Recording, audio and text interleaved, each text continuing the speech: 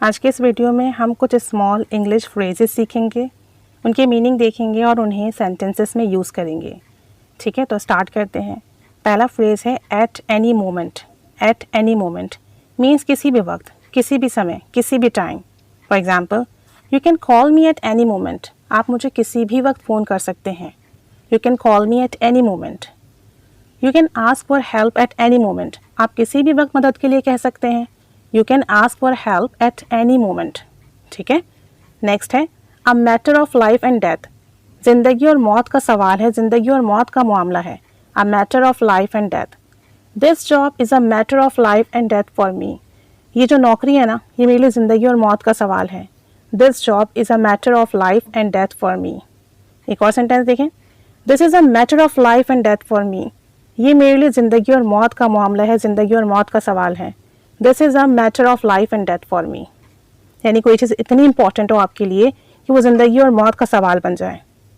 Next है पोक once knows into something, यानी कि दूसरों के काम में मुदाखलत करना, दूसरों के काम में टांग अड़ाना। For example, he always pokes his nose into his brother's studies. वो हमेशा अपने भाई की पढ़ाई में टांग अड़ाता है, मुदाखलत करता है। ही always pokes his nose into his brother's studies. अब चूंकि प्रेजेंट सिंपल का सेंटेंस है, इसलिए पोक में एस लगा है, pox.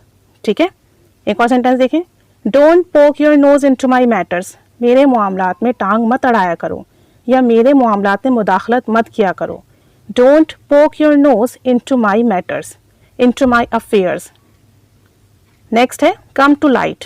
Come to light means सबके सामने आना। कोई भी चीज़, कोई भी बात, कोई भी शख्स जो अभी तक सामने नहीं था, वो सामने आ गया। For example, finally the thief came to life.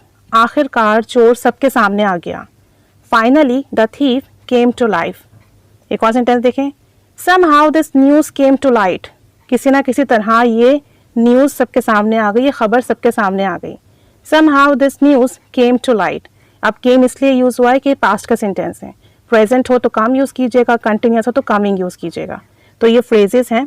अब इन फ्रेजेस को अगर आप सेंटेंसेस में यूज़ नहीं भी करते हैं, कोई बात हुई, आप सिंपल इतना कह दें एट एनी मोमेंट, किसी भी वक्त, या आप इतना कह दें यार this is a matter of life and death for me. यार ये तो मेरे लिए ज़िंदगी और मौत का मामला है।